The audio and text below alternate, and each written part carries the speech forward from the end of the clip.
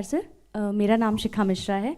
हमारी जो युवा पीढ़ी है और जो आने वाली पीढ़ियां हैं, हमने श्री राम की और सनातन धर्म की एक अलग ही परिभाषा बनाई हुई है।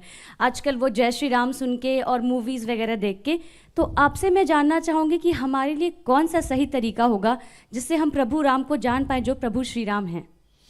देखिए, जो आपने बात कही वो सही बात है। मूवीज़ में एक इमेज बनी हुई है कि टीका लगाए, कंठी माला पहने और धोती कुर्ता पहने व्यक्ति विलेन ही होगा, ये तय मान लीजिएगा। और इतना ही नहीं, धर्माचार्य तो धूर्त होगा। इतना ही नहीं, प्रोफेसर मजाक का पार्ट होगा। पढ़ने लिखने वाला छात्र बेवकूफ होगा, वो चतुर महालिंगम होगा। और क्लास बंक करने वाला इंटेलिजेंट होगा।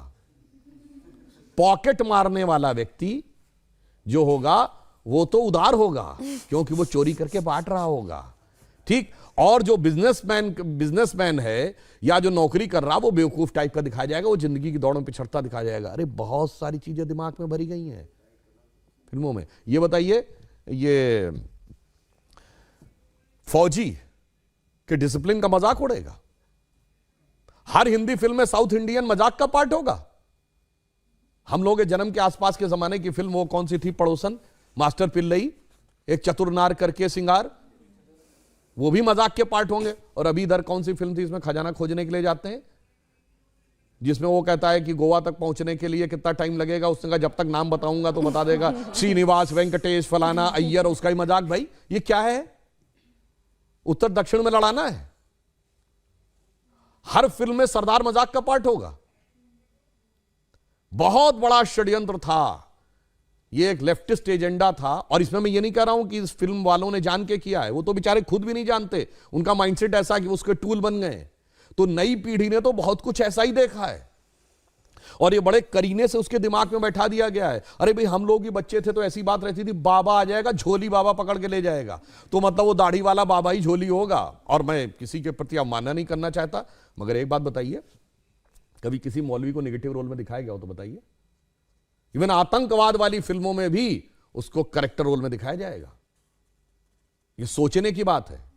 एक ही फिल्म में, अमिताभ बच्चन जी की फिल्म है 1970 के दशक की, जिसमें जब उनकी भाभी आती हैं और या मां अगर उनको प्रसाद देगी, मैं नहीं लेता ऐसा प्रसाद, मैं नहीं मानता ऐसे भगवान को जो गरीब का पेट नहीं भर सकता, उसी फिल्म में 786 का बिल्ला उनकी जान बचाता है और उसको यूं हाथ से लगा रखते। सोचिए कैसे दिमागों में चीजें भरी गई हैं। इसलिए मैं युवा पीढ़ी से कहूंगा, इस जगत प्रपंच से बाहर निकलिए और ओरिजिनल अपने टेक्स्ट पढ़िए। विवेकानंद का साहित्य पढ़िए, स्वामी राम तीर्थ का साहित्य पढ़िए, श्री अरविंदो का साहित्य पढ़िए, गांधी जी ने जो लिखा है उसको पढ़िए। कार्यक्रम के शुरू होने से पहले कुछ आप विवरण दे रहे थे, मैं चाहती हूँ वो दर्शकों तक भी पहुंचे। कैसे समय की चाल बदली। देखिए, हम आपको एक बात ये बताएं, आप सब ने शनि की 7.5 वर्ड सुना होगा।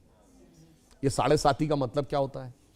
शनि एक राशि पे 2.5 साल रहता है और वो इतना शक्तिशाली, जिसे ढैया कहते हैं आप, एक उसकी इतना शक्तिशाली होता है कि एक राशि आगे और एक राशि पीछे तक इंपैक्ट रखता है। यानी कोई बहुत पावरफुल है तो उसका इंपैक्ट एक स्टेप आगे एक स्टेप पीछे, तो 2.5, 2.5, 2.5, 7.5।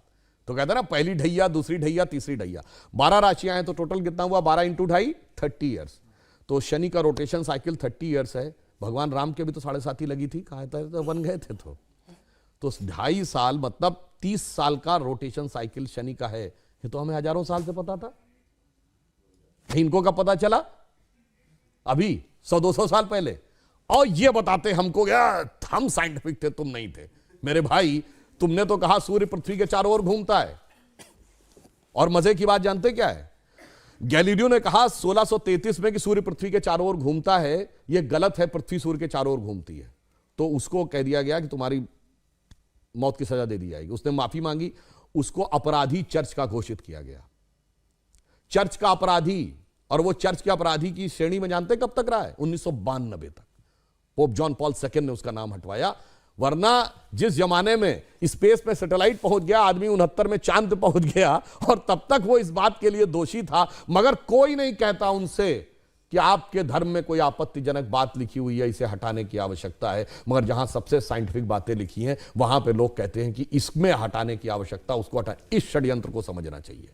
इस षड्यंत्र को आप भली भांति समझें तो आपको समझ में आएगा कि जो सभ्यता सर्वाधिक उदार है, उसी सभ्यता के साथ सबसे अधिक छल किया जाता है, जिसे हम कहना चाहेंगे आजादी का अमृतकाल है, तो हम कहते थे ना, हो गए हैं स्वप्न सब साकार कैसे मान ले हम, टल गया सर से व्यथा का भार कैसे मान ले हम, राष्ट्र को है लोग भूले, स्वार्थ है युग मंत्र सारा, वर्ग जाति विभेद की अब बह रही है कलुष धारा, इस अमा के तिमिर को, यानी अमा अंधकार, तिमिर मतलब अंधकार, रात्रि के अंधकार को अब अरुणिमा क्या मान ले हम, टल गया सर से व्यथा का भार कैसे मान ले हम। और आगे की लाइन सुनिए, वो महत्वपूर्ण है, वेशवाणी तत्व दर्शन दूसरों से यह सभी ले, विकृति को हम ग्रहण करते निज प्रकृति को आज भूले, इस विदेशी नकल को अब अस्मिता क्या मान ले हम, हो गए हैं स्वप्न सब साकार कैसे मान ले हम। इसीलिए मोदी जी ने क्या कहा है, अमृतकाल के जो 5 प्रण हैं उनमें पहला है भारत को विकसित राष्ट्र बनाना है, दूसरा है गुलामी की मानसिकता के हर प्रभाव से अपने को मुक्त करना है, और तीसरा है अपनी विरासत पे गर्व करना है। इसीलिए गुलामी की इस मानसिकता से बाहर निकलिए तो नया भारत दिखेगा, जिसके लिए हम कह सकते हैं कि स्वप्न देखा था कभी वो आज हर धड़कन में है और एक नया भारत बनाने का इरादा मन में है।